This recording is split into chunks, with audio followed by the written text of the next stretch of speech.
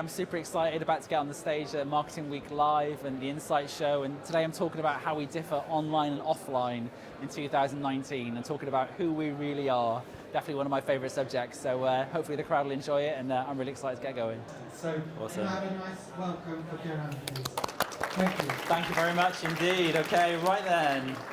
This is what we're going to talk about today. Did I skip past my first slide? Oh, I ruined my first joke immediately. Okay, can you please read this and make sure you all consent to a presentation that includes stock imagery, a few cliches maybe, a bit of generalisation, and also a bit of audience participation. Is there anybody that violently objects to that?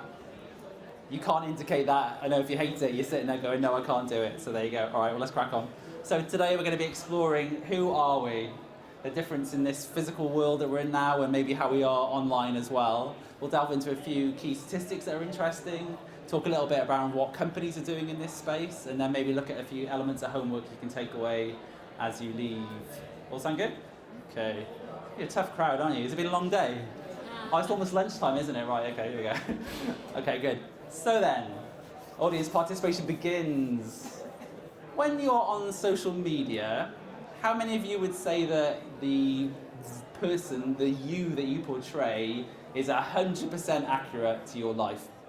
So in terms of how you show your work, your friends, your family, how successful you are, anybody want to put their hand up and say it's 100% real? Ooh. Oh, there's a bit, I won't call them out, but there's a couple. That's very, very admirable. I like you. Okay. All right. Even the bad stuff, even the boring stuff. Okay, you guys are serious, okay. Let's have another show of hands. So when you take selfies or video of yourself, how many of you just take a single one and post it immediately? Show of hands for that one. So you're a very handsome gentleman, so I'm not surprised to see that. So are you. No offence, I just saw him first. How many of you take 2 to 5 shots before you post it? Oh, I like it. I'm not sure about the honesty yet. How about 5 to 10? Loving the honesty. This is starting to get warm for me now too, okay. 10 to 20?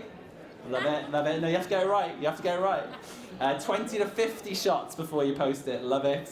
No one do that, okay. Is anyone in the 50 to 100 or 100 plus realm?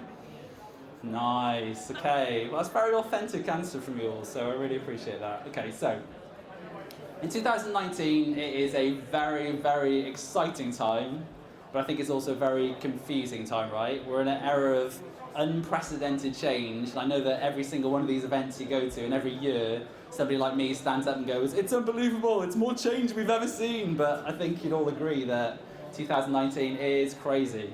You know, we're talking about this year having 5th generation mobile phone networks where you might actually get a signal in London and everywhere.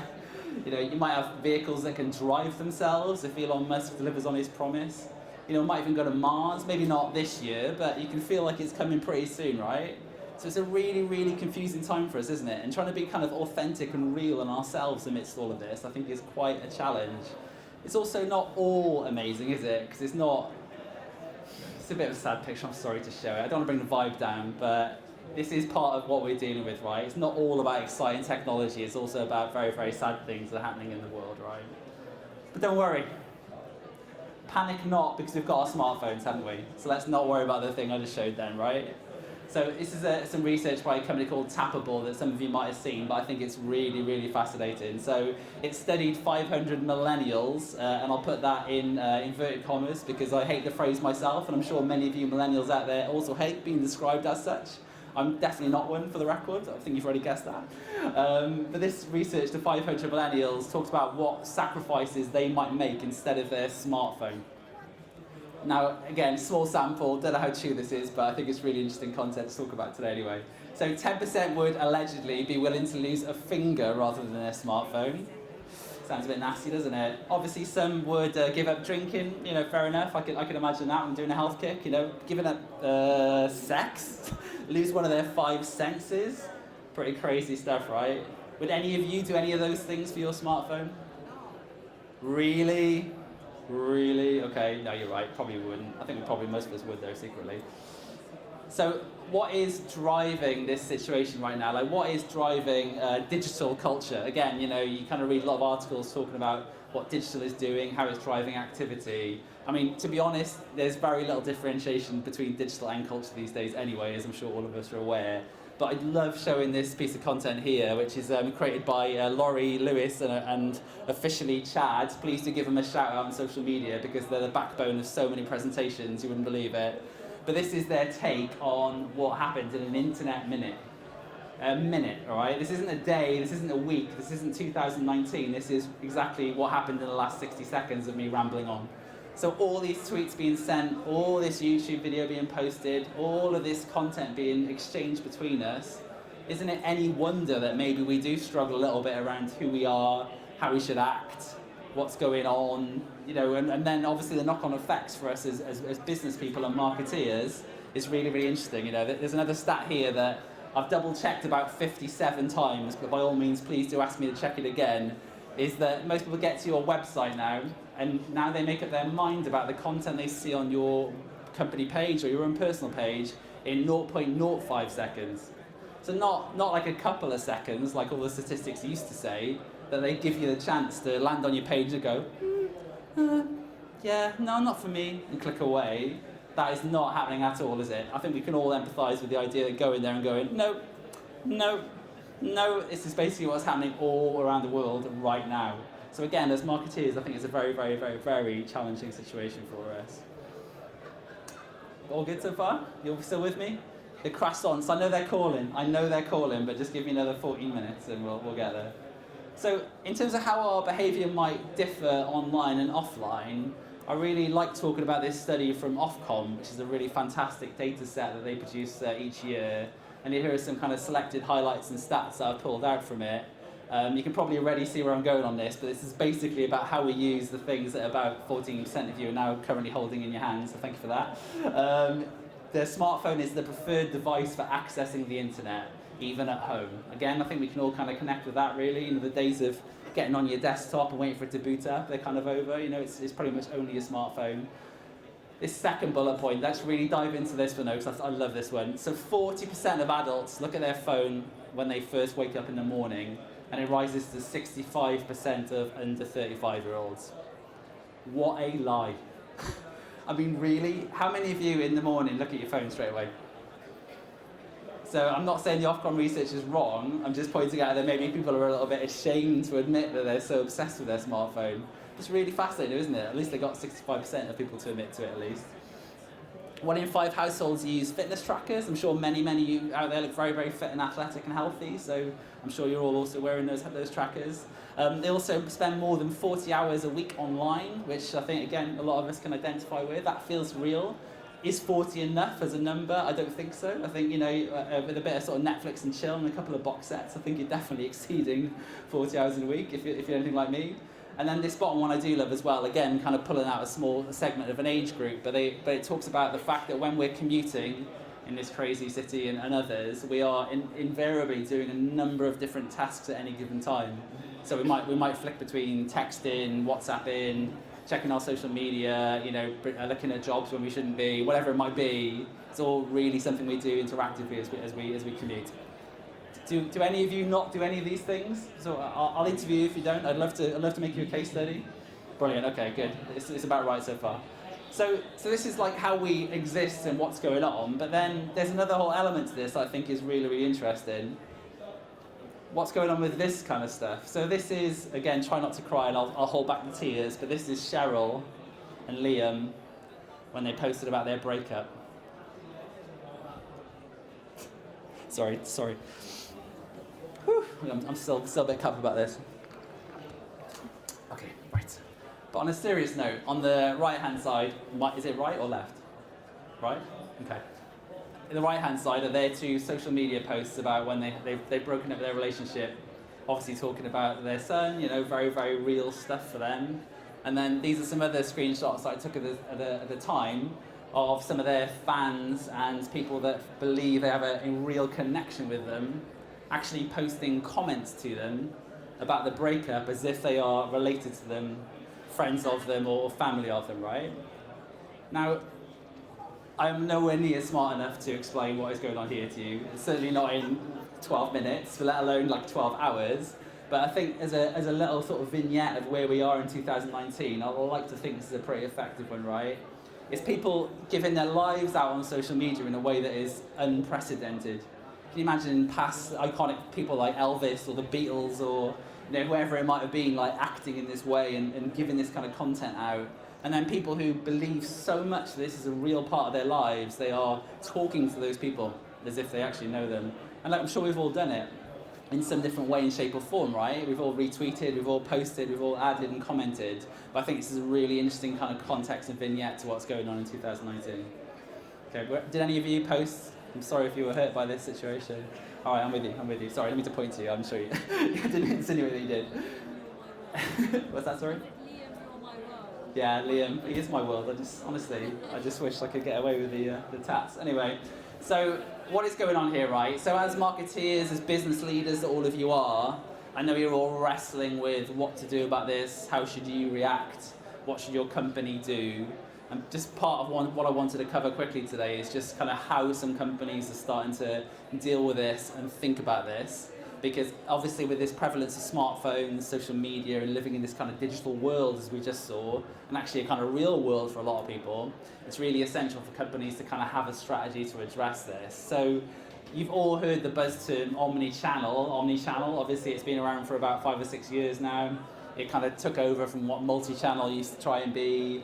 And the idea that you present a kind of seamless customer experience across all of your digital and also your physical channels. Massive challenge I'm sure many of you are wrestling with right now. But there's a growing kind of murmur, shall we say, around this idea of Omni-Digital, which initially came out of a survey from PwC in the financial services sector. This idea that maybe some of your customers actually only want to deal with you digitally, and that maybe you're spending a lot of time trying to create this seamless experience in many, many channels that, frankly, most of your customers are not interested in engaging with. And I'm sure many of you that run contact centres and inbound phone and various services like that, I'm sure you've seen drop in your traffic, and I'm sure you all yourselves can identify with not picking up the phone as much as you perhaps once did. In fact, some of you may never have ever picked up a phone to somebody to complain. Your instinct will be immediately to go to Twitter, post a very, very terrible comment, saying about how displeased you are about a service of a company. That's your natural way to engage, right? So as a marketeer, I think all of us need to kind of really think this through, and from a kind of strategic perspective, think about where you're really putting your effort. Do you really want to try and get to this place where it's a 360, unbelievably integrated, seamless experience if most of your customers really only want to interact with you digitally? It's a kind of small but very subtly different point, and I definitely think that as a company you need to really think that through and make sure that you're kind of tackling it is what is right for your own company, okay? But there is a bit of a complication to this, and I saw this stat the other day and I thought I'd show it today, is that you can't just go digital, because in most of physical store environments we all still use our phone, right? So what's going on there? I've just told you to consider going completely digital in terms of how you service your customers. But if you do have physical facilities, I'm sure you've also seen that your customers will come in, but they will use their device to interact with what you're showing them in your physical environments as well. So you've kind of got to be ready for that. You can't really resist that. And I'm sure most of us do that, maybe doing a bit of price checking, maybe doing a bit of product lookup, that kind of stuff. All very normal in terms of the buying cycle now. But definitely as marketeers, we can't deny this is reality, if that makes sense. Okay. So I was asked to put together an idea of who is doing it really well. Are there any Disney fans in the audience? Fantastic. What song should we sing? Should we do Moana? Oh, I cry every time. Sorry, I lost it again. Hang on. I didn't mean to lose it that time. So Disney are a really, really brilliant example of a company that are doing many, many wonderful things around different pieces of content, different platforms. But I think I really would encourage you to look into them, because they have a really, really integrated, fully omni-channel experience that they very deliberately focused on and executed. So I don't know if any of you have actually been to any of their parks recently around the world, but they have a whole system of mobile apps and bracelets that allow you to interact with various parts of the park, allow you to check into your hotel, allow you to get your meals on it, and all of this begins from a very early point in the customer journey where it's all very integrated, all very adapted to your needs, and it's all very seamless. Now, obviously that's Disney, you know, clearly very huge company, massive resources, but I think evidence of a company that's really deliberately focused on both digital and physical, because that's the right mix for them. They've really thought this through, and they can't just have a beautiful online experience, they also have to have a fantastic offline experience. I definitely recommend that you check them out. Okay, so some homework before we get into kind of Q&A, or we go get the croissant, whichever comes first. I really think that the things I would recommend you to kind of take out of this presentation, I guess, and like actions and homework that maybe I'd suggest for you to do, and I do myself, regularly, is do you actually know your customers well enough is the first place I think I would start. I'm sure you've heard a lot of this today already in many of the sessions around the need for customer insight, the need to understand your customer, and I'm sure I'm somewhat repeating perhaps what you've heard, but I can't emphasize this point enough because so many of us still do not do enough customer insight. A lot of our companies and a lot of the work that we do is based on either old insight or certainly perception internally within our companies around what we think our customers are. And we really need to continually evolve that research and make sure we do really understand who they are and where they might lean in terms of some of the things that we've talked about today. So do they want an omni-channel experience from you? Do they want an omni-digital only experience? Do they want to give their lives over on social media and feel like your brand and your identity is part of their life? It's a really clear thing I think you need to think through in your own strategies. I think you also need to decide, as I mentioned before really, which is what is your strategy around this omni-channel, omni-digital, multi-channel, cross-channel, English channel, whatever it might be. Like, what is your strategy on this? I'm sure you've all sat in meetings where you've talked about maybe doing some more in this area or trying to evolve your company, but I really would strongly urge you to commit to something and then do the absolute best you can to execute it. I think it's absolutely essential in 2019. I think it's going to become more and more important as well. You also need to think about how seamless is your experience. I know it's really tough to make it as slick as the Disney example that I just mentioned, and I know that you're under pressure from consumers who are always, say, on their smartphone, always looking for content, always looking for engagement, but you need to think about making things as easy and seamless as possible. And if you know about a pain point in your company that really is affecting experience, again, I'd really seriously suggest that you focus heavily on resolving that, because it could have a whole load of knock-on effects across the rest of your estate. Also, this point 4 here around mobile. I mean, clearly you're all digital natives, you're all mobile first generation, you're all super cool, I get that, as am I obviously, clearly. But the reason I mention mobile here is it still is nowhere near talked about enough in boardrooms and in management team meetings and in marketing meetings. I'm sure we're all guilty of still, looking at the desktop website on our PC or our laptop that we're working on, right? You're not thinking about what the mobile version looks like all the time. When you're doing testing, going straight to mobile. When you're looking at content, going straight to mobile. Because we've already covered quite clearly this is where most of us are existing. So if this isn't the first thing you talk about, I really urge it to be like the number one thing on your agendas moving forward. And if it is, then congratulations, you are in the super cool, amazing segment that does it. And then finally, this is the most important one of all really, is resonation with your brand and your customers. Is your brand authentically talking to your customers in the way that Liam and Cheryl can talk to their fans and their customers? Are you talking with a really clear voice to your customers? If you're not, again, please make sure that is a priority for you. Okay, that is enough of me talking until you want me to talk some more. Thank you, Geraint. That was amazing. Thank you. So before we see the questions that come up hopefully on the Slido, or we haven't got it on the Slido. Okay. Never mind. That's okay. We'll do the human thing. Oh wow, I'm scared. I have to get my phone out, sorry. I was talking to a large telecoms company, I won't tell you who it was, but they said, the biggest challenge for us is that, we're not structurally set up to take advantage of all this stuff. Mm-hmm. It's like going in there and it's like a big pile of spaghetti. That's what he sort of described it as. I thought it was quite a lot, I can kind of visualise that. Sure. It's a mess, basically, I think is what he was saying. You've been on that side, you've been a CMO. Mm-hmm. What would you be doing now if you were in that position? Where do you start? I mean, it's really quite daunting. I mean, I don't know about you guys, but I think it really is. I've been doing this a long time. It's a fair point, and it is very daunting, and I'm sure many of you are kind of struggling to make the business case around major change in your companies. I mean, I think 2 points really. One, oh, thank you. That's great. Thanks. Oh, you guys are wonderful. I think really the main thing is, again, mobile first. If you are looking to attack one thing, and I know you need to cover everything, I know you need to do all the things that a marketing function does across all the mix, but in terms of weighting, I would suggest that it's like 80% mobile, 20% the rest, right? So, so that would be my first step. Second, get more resource. And if you need more resource and more budget, then get me in to your boardrooms and your management team meetings, and I will tell them for you, so you can get it for the second voice. I think it's about an investment rather than a cost. I think absolutely. Again, it's about language. Do we have any questions? I'm sure there must be. There's lots of you here. Don't be shy, guys. That's either a really good sign or really bad. There we go. If you can just say who you are and where you come from. Simona Foden, I work with online healthcare. We're a small company, so as you just saw, it's like a big pile of spaghetti. And we're currently in the process of allocating new resources and people who work on this.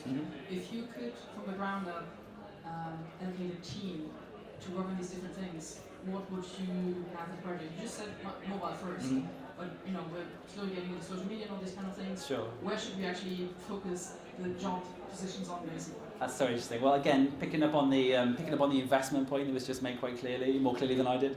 I think social media is for you a great place to start in terms of headcount and investment, because it sort of feels like something that somebody else can do. Well, we'll get to that later, but I really would suggest that is your first focus, because that then leads you very carefully into into mobile naturally, because obviously the most heavily prevalent use of social media is on mobile. Now, the decision you need to take at that point is, do you want to in-house that development capability for mobile, or if not, select your agency in that area? I would say they'd be your two first steps, and then definitely make sure as a third step somebody is collating all of the data that you're generating from the first start of your company, because you're definitely going to need it later on, I think.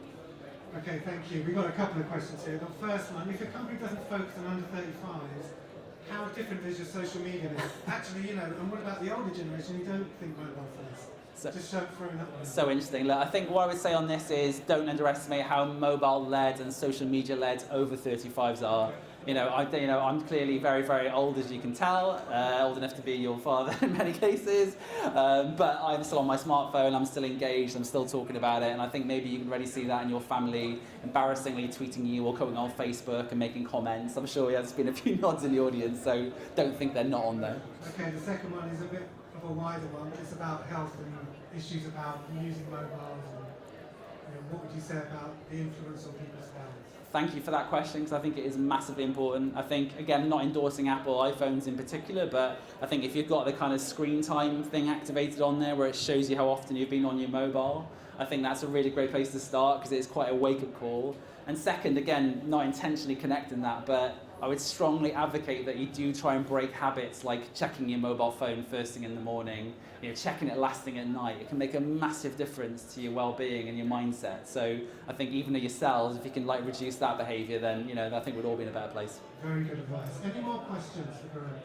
Are you going to be around in the breaks and stuff? I'll be around, yeah. If not, you can find me on social media. Oh, my slide's gone now, I think. But yeah, I'm at Dr. Geraint Evans on social media. And there is an hour-long version of this presentation, so if you do want it, then by all means get in touch. Great. Thanks very much. Let's thank him again. Thank you very much. Appreciate your time, thank you. So just got off the stage, absolutely fantastic session, really, really enjoyed it, absolutely brilliant crowds. I hope they got something out of it too, and looking forward to the next one.